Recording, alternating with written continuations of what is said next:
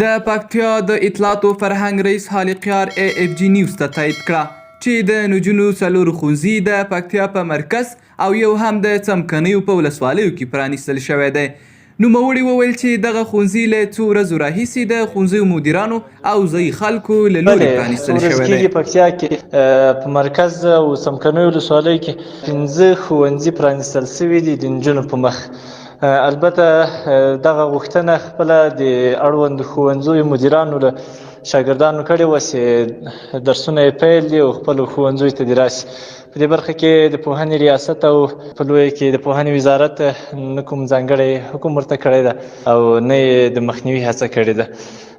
خپله د ښوونځیو د مدیرانو پرېکړه وه او د هغو د دې ولایت اوسېدونکي سیمه ییزو رسنیو ته دغه خبره منلې او ویلي دي چې ډیر خوښ دي چې لوڼې او خویندې په پوره لیوالتیا سره ښوونځیو ته ورګرځي. ویل کېږي دغه ګام د سیمه ییزو قومي مشرانو او مخورو په هڅو اخیستل شوی دی.